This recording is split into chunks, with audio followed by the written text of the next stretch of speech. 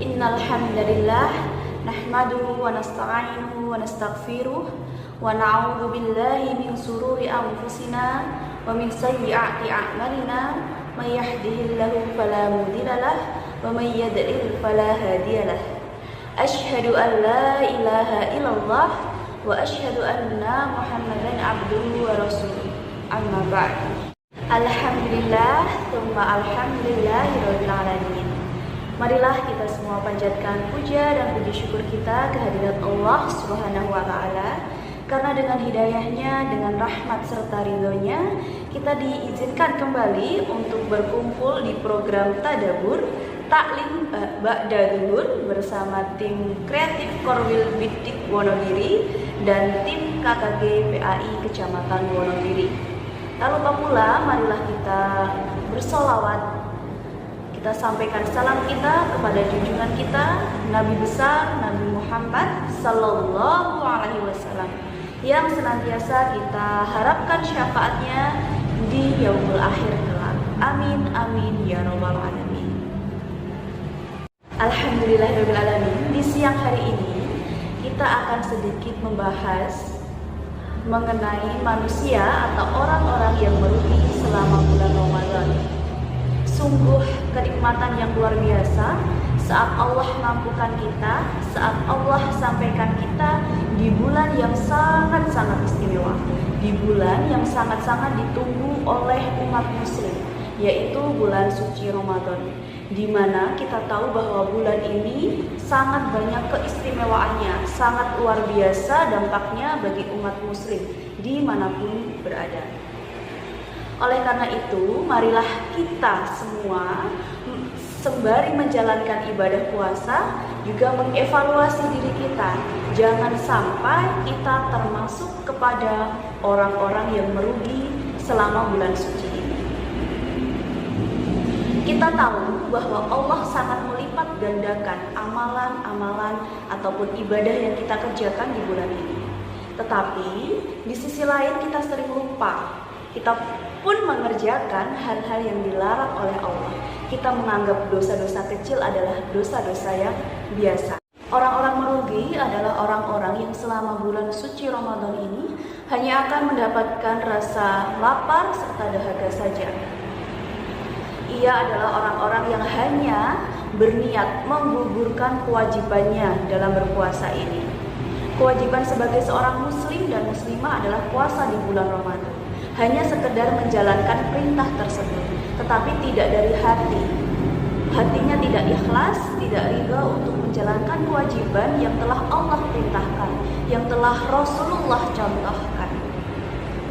Mengabaikan waktu-waktu sholat wajibnya. Padahal kita tahu as-sholatu imaduddin, faman aqamaha aqamadin. Sholat adalah tiang agama. Apabila sholat kita baik, insya Allah hidup kita, agama kita pun akan baik. Apabila sholat kita berantakan, bukan tidak mungkin hidup kita pun akan berantakan. Karena hidup kita adalah cerminan dari sholat kita. Oleh karena itu, di bulan Ramadan ini, mengapa kita tidak memilih untuk betul-betul memaksimalkan ibadah wajib lainnya, ibadah sunnah yang lain. Memaksimalkan waktu sholat pula di tengah-tengah kita menjalankan puasa Ramadan. Bukan memilih untuk tidur seharian, mengabaikan waktu sholat, sudah berpuasa, tetapi mengabaikan waktu sholat. Itu sama saja seperti kiasan ember yang diisi oleh air, tetapi ember itu bocor di bawahnya. Air itu tidak akan tertampung dalam ember, tetapi akan terus keluar kemana-mana dan tidak ada manfaatnya. Na'udzubillahi min dzalik. Semoga kita termasuk kepada orang-orang yang berusaha dengan hati, yang berusaha dengan ridho kita untuk menjalankan kewajiban, betul-betul mengharap rahmat Allah. Bukan hanya menjalankan kewajiban untuk menggugurkan kewajiban seorang muslim. Yang penting sudah sholat, yang penting sudah puasa. Semoga kita tidak termasuk kepada orang-orang tersebut. Amin ya rabbal alamin. Selain itu pula, ada orang-orang yang menjalankan puasanya hanya sekedar menjalankan. Yang penting sudah gugur kewajibannya, tetapi dalam hatinya justru membenci kewajiban ini. Justru dalam hatinya tidak menerima perintah ini. Justru dalam hatinya tidak menerima apa yang Rasulullah ajarkan. Itulah bagian dari orang-orang munafik. Menjalankan apa yang menjadi kewajibannya, tetapi sebetulnya dalam hatinya tidak menerima dengan ikhlas, tidak menerima dengan ridhonya, tidak menerima dengan kesukarelaan hatinya bahwa kewajiban ini betul-betul harus dilaksanakan dengan hati, bukan hanya untuk sekedar menggugurkan kewajiban. Selain itu, orang-orang yang merugi juga adalah orang-orang yang berpuasa sebulan penuh, orang-orang yang menjalankan ibadahnya semaksimal mungkin, tetapi di sisi lain juga melakukan dosa-dosa yang dianggap kecil, memfitnah, membicarakan keburukan orang lain, berkata belum sesuai faktanya, kemudian bermaksiat yang lainnya, menuruti hawa nafsu. Itu adalah mungkin sebagian orang menganggap dosa-dosa kecil. Tetapi saat kita berpuasa di bulan Ramadan, kita beribadah di bulan Ramadan, kita mendirikan sholat, kita mendirikan qiyamul lail, kita bertilawah, kita tahsin, kita hafalan. Tetapi di sisi lain kita juga melakukan dosa-dosa kecil. Bukan tidak mungkin apa amalan yang kita kerjakan sedikit demi sedikit akan terkikis oleh dosa-dosa kecil yang kita kerjakan. Bukankah sesuatu yang besar berawal dari hal-hal yang kecil? Oleh karena itu, meskipun atau dalam penilaian kita, dalam pandangan kita, kita menganggap sesuatu hal yang biasa, sesuatu hal yang sangat kecil, padahal itu kita tahu kita dilarang melakukannya. Marilah kita semua belajar untuk menahan syahwat kita, menahan hati kita untuk menuruti hawa nafsu. Karena bukan tidak mungkin pula amalan yang kita kerjakan akan hangus karena dosa-dosa kecil yang kita lakukan. Na'udzubillahi min dzalik. Selain itu, bagian terakhir dari pembahasan orang-orang yang merugi di bulan suci ini adalah orang-orang yang melakukan ibadahnya, melakukan puasanya di bulan ini terutama hanya untuk keluar dari kesulitan dunia, hanya ingin keluar dari kesusahan dunia. Orientasi ibadah yang dikerjakan adalah mengharap balasan Allah di dunia, terlilit hutang supaya hutangnya selesai, merasa sangat berat beban hidupnya, ingin segera keluar dari beban hidup, kemudian beribadah sepanjang waktu, kemudian berpuasa tidak pernah ada jeda, tetapi dalam hatinya mengharap semoga masalah saya selesai ya Allah, semoga masalah saya selesai ya Allah, semoga Engkau berikan saya kemudahan di dunia.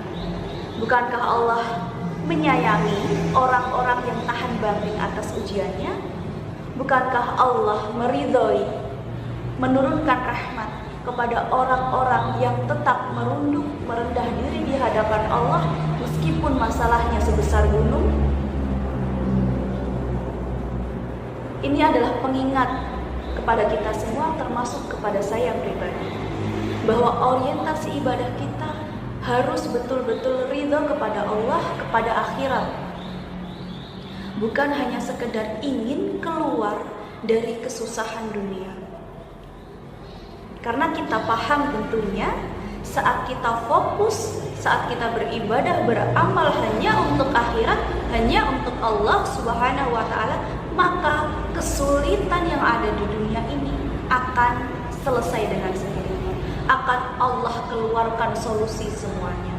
Tetapi dengan syarat hati kita, akal kita terpaut, terikat kepada Allah Subhanahu wa ta'ala. Jangan sampai kita menuhankan selain Allah. Jangan sampai kita berharap selain Allah. Oleh karena itu, saat kita beribadah, marilah kita kembali cek hati kita. kita ajak bicara kembali hati kita, apakah betul-betul ibadah yang kita kerjakan, pengakuan dosa yang kita lakukan hanya untuk Allah, atau hanya ingin sekedar mendapatkan jalan keluar di dunia. Tentunya kita tidak ingin mendapatkan semua hadiah-hadiah kebaikan Allah di dunia karena amalan yang telah kita kerjakan, tetapi saat di akhirat nanti kita tidak mendapatkan apa-apa. Jangan sampai kita terus-terus meminta hanya ingin mendapatkan balasan di dunia, hanya ingin mendapatkan kemudahan di dunia. Siapa tahu saat kesulitan kita saat ini, siapa tahu saat kesusahan kita saat ini, belum Allah berikan jalan kemudahan, belum Allah berikan solusi. Mungkin saja Allah akan balaskan, akan limpahkan semua hadiah kepada kita, bonus-bonus kepada kita di akhirat kelak. Dimudahkan jalan menuju surga, dimudahkan bertemu dengan Rasulullah Sallallahu Alaihi Wasallam, dimudahkan, diizinkan untuk bertemu kepada Rabb kita, Allah Subhanahu Wa Taala. Oleh karena itu, marilah kita jangan merasa sangat-sangat terbebani oleh kehidupan. Karena di dunia ini, di hadapan Allah, di pandangan Allah, bagaikan sayap nyamuk yang sangat-sangat hina. Dunia ini akan hancur, akan rusak, akan fana. Oleh karena itu, marilah kita kembali membersihkan hati kita, membersihkan diri kita, mengecek kembali niat-niat yang kita lakukan betul-betul untuk mengharap ridha Allah atau hanya ingin mendapatkan kenikmatan di dunia. Sekali lagi, Bapak Ibu atau pendengar sekalian dimanapun berada, ini adalah nasihat untuk kita semua, termasuk untuk saya pribadi. Semoga dalam menjalankan ibadah bulan suci ini kita betul-betul ridho, betul-betul ikhlas mengharapkan rahmat dan keridhaan dari Allah. Semoga hati kita betul-betul kembali bersih, betul-betul kembali suci untuk melaksanakan apapun yang kita menjadi kewajiban kita. Dan tidak hanya sekedar menggugurkan kewajiban, tetapi kita membutuhkan kewajiban yang telah diberikan kepada kita. Cukup sekian dari saya pembahasan mengenai manusia yang merugi di bulan Ramadan ini. Semoga kita tidak termasuk ke dalam orang-orang yang merugi. Semoga kita diberikan oleh Allah, dilapangkan hatinya oleh Allah untuk terus belajar dan belajar, untuk terus membersihkan hati, membersihkan akal, sehingga kenikmatan di bulan Ramadan ini betul-betul kita rasakan. Kita tak lupa senantiasa berdoa, kita berharap meminta kepada Allah, semoga senantiasa Allah lapangkan, Allah mudahkan kita, hati kita, akal kita untuk belajar mengikat diri kita kepada ikatan Allah, bukan kepada ikatan dunia. Kita memohon pertolongan juga perlindungan kepada Allah. Semoga kita terhindar dari hal-hal atau dari sesuatu yang Allah tidak ridha, yang Allah tidak suka. Semoga senantiasa Allah menjaga dan melindungi kita dimanapun dan kapanpun berada. Baiklah Bapak Ibu dan pendengar sekalian,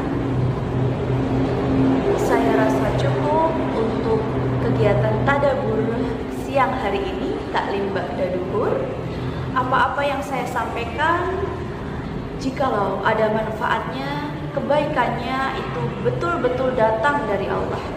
Dan saya mohon maaf atas segala bentuk khilaf, salah dan kurang, itu betul-betul datang dari diri saya pribadi. Saya mohon maaf yang sebesar-besarnya. Terima kasih atas perhatiannya. Semoga Allah ridho, Allah rahmati serta berkahi kegiatan kita hari ini, serta Allah mampukan kita menjadi manusia akhir zaman yang berakhlak mulia dan menjaga keimanan kita kepada Allah dan keyakinan serta kepercayaan kita kepada ajaran Rasulullah Sallallahu Alaihi Wasallam. Billahi taufiq wal hidayah wa ridha wa inayah. Wassalamualaikum warahmatullahi wabarakatuh.